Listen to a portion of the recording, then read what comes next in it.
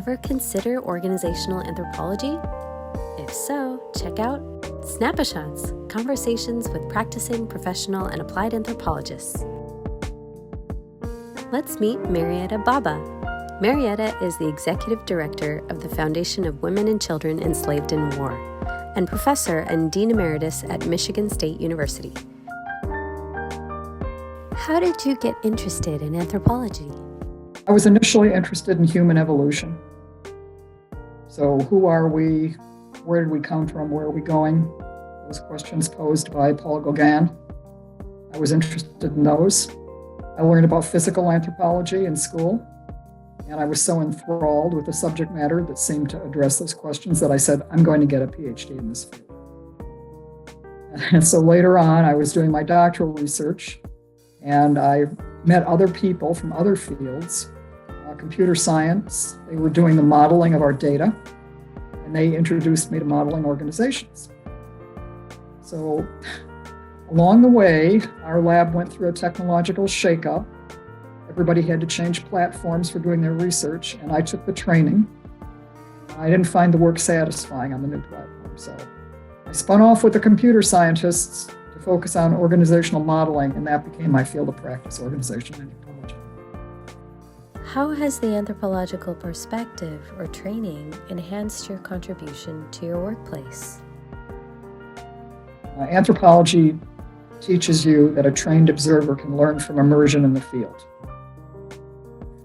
So any experience in an organization, for example, attending a meeting, having an informal conversation, going on a site visit, these are all opportunities to learn, gather information, and apply it to what you're interested in. Now, I'm not suggesting we become spies. We have to be open about this and mindful about what's going on around us, and then be ethical in what we do with the information.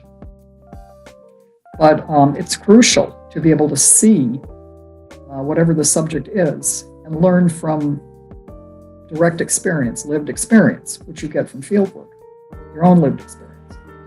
So for example, in human trafficking and commercial sexual exploitation, which is the work that I do, I'm fortunate to be able to go into the field with service providers, and they take me along to prayer meetings, to street outreach work.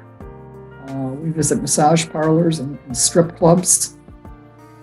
And from these experiences in the field, I learn about human trafficking and how all the different parts that I'm observing connect with commercial exploitation.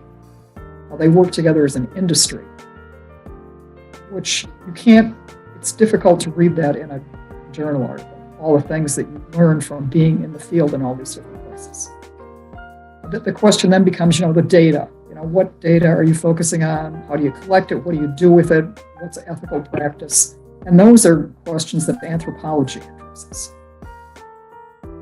What types of industry challenges or problems do you get to help solve with this anthropological lens? And I'm particularly drawn to one where there's a paradox, and the paradox is not resolved. So I think human trafficking is a paradox. It's clearly a terrible crime. It seems to be getting worse. We spend a lot of money on those three areas of protection, prevention, and prosecution at all levels, federal, state, local. But we don't know what works. So we don't know what's effective for doing the protection, prevention, and prosecution. We have no idea. And not only that, we don't know why we don't know. And we don't even ask, really. Academics ask in their papers, but the answer isn't there. So I find this paradoxical situation very intriguing. And I think anthropology brings a lot to the table. So I already mentioned field work, going and seeing things you cannot see, you cannot read what you can see. You talk to participants in the field, survivors as well, service providers and the survivors.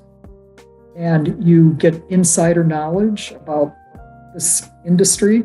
Again, things that are not published. What do you do with it? That's another question. You get this insider knowledge. And then anthropologists, as I'm sure you know, read across disciplines without regard to disciplinary boundaries. Human trafficking is a multi-disciplinary field. contributions come from law enforcement, psychology, social work, medicine, all these different fields. Well, as an anthropologist, it's like, oh, data bonanza. Let me read everything I can get my hands on, regardless of field.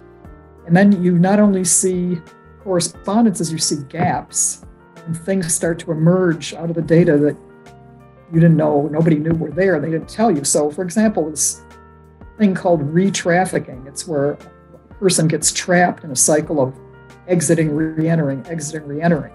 It turns out that that's a significant supply of victims into trafficking, as these trapped people that can't get out. They try to get out and they can't leave.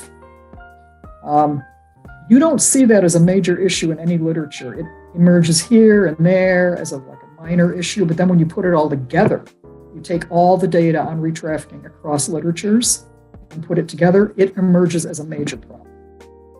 What anthropological skills do you use in your field? All anthropologists have to have the skill of learning.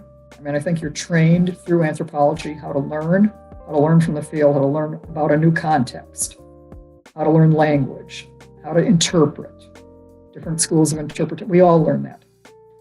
In practice, my belief is the learning lens must be trained on yourself. You have to learn about what you're doing and its impact, because you're so enmeshed in society. And there's so many different things that can be affected by what you're doing. So it could be that there's a flaw in your practice that you can't see. Something you're very committed to doing, but it turns out that it's harming somebody, and maybe it's even harming you, but you can't tell because you're in it. So I think it's a skill to learn how to decode that. So for example, how do you get feedback on you and what you're doing? How do you get honest feedback? How do you learn to listen and take it seriously? When you get a negative result in feedback, what do you do with it?